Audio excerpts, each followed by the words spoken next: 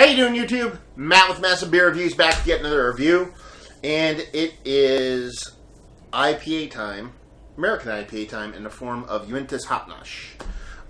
Never had this before. Heard a couple people talk about it in a very favorable light.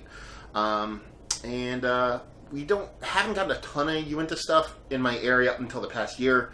Been slowly kind of going through their beers, their bigger stuff. I'm kind of a big... I am a big fan of. We reviewed their Labyrinth, the Russian Imperial Stout with licorice. It was freaking amazing.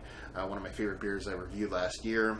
Cockeye Cooper, American Barley Wine. Don't know if I reviewed it, but I've had it a couple times. And I just reviewed a double IPA or a triple IPA. There's a rye triple IPA, I believe, or double. I'm not sure if it's a double or triple. Called Cahoots, and that was really good. So yeah, super excited to give it a whirl. As far as what it says on the bottle, Uinta Brewing Company up top, IPA, Hop Nosh IPA, India Pale Ale, 7.3% alcohol. Government warning stuff over here. For best flavor, enjoy in a glass. Earth, Wind, and Beer. Uinta Brewing, loaded by Uinta Brewing Company, Salt Lake City, Utah. Keep cold, best before February 2nd, 2015. Just about a week over that, so I'm sure a week's not going to kill it. So yeah, let's see what she has to offer. Yes, quickly, becoming one of my kind of favorite. Super piney. Already can smell from here. Quickly becoming one of my favorite American breweries here. Seems like they do not make a bad beer. I even reviewed, I believe, their pumpkin ale.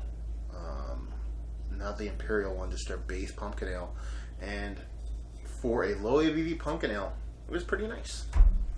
So yeah, that thing looks beautiful. I don't have to say that much. It's got this nice two-finger creamy head, just a hair off white, super creamy up top, and it has this beautiful, unfiltered, hazy look to it. I mean, jeez, that's absolutely beautiful. You probably can't get it. Hopefully you can. If you do, it's absolutely delicious looking.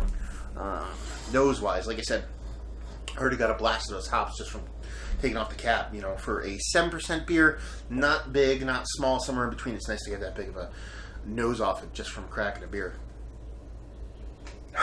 Actually, it smells like a beautiful mixture between East and West Coast. Nice piney, citrusy. They're almost like a Pacific citrus, like a kiwi kind of like mango-ish nose to it, as opposed to just like a grapefruity, grapefruit orangey kind of nose.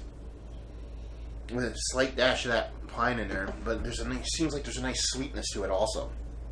It smells like a really pretty beer. Pretty beer. Pretty looking, pretty nose. Let's see what she has in her mouth. Cheers.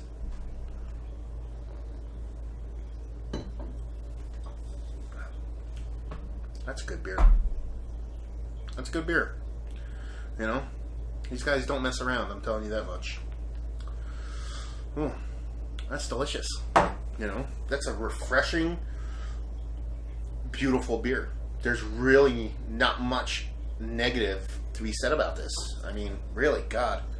The mouthfeel's like just as you would imagine it, with that kind of fluffy haziness to it.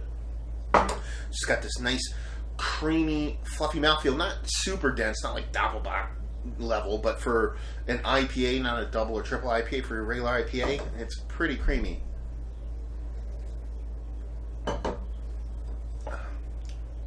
The hops hit you right in the front. Get that nice pine bite from the hop. And you get this little bit of kind of citrusy, mango-ish kind of middle, and then a bit of a bite and dry in the end, but not overly dry to the point where I want to smack my palate, which is not a big... I know some of you out there love that in your IPAs. For me, it's not what I'm looking for. And finish is clean. There's, you know, this is a really, really well done regular American IPA, I'll tell you that much. Yeah. I'm not a huge IPA person. It's not something I gravitate towards because there's a lot to weed through because that style is so overblown. But this is one I could see buying again just to kind of have in my fridge. I hesitate to say as a go-to sessionable kind of thing because you're talking 7.5 or 7 and change. It's not really a session beer, so it's going to throw you on your butt if you drink a bunch of them. But really nice, really well done offering. Yeah, perfect balance between flavor and not being super high octane. It's almost flirting with you being a double IPA, but it's not. Anyway, rating wise, I would give it a 90. It's just that nice of a beer. I mean, you know, it's not huge and gigantic and all this and the other thing, but what it does delivers in spades, from taste to mouthfeel to look to everything. Really nice beer. Value wise, I'll have to give it. I got a single, but it came in a mix of 6. Mix of 6 is in my area. Typically run around $11-12 for a mix of 6. So typically, if it's $11-12 for a mix of 6 packs of this.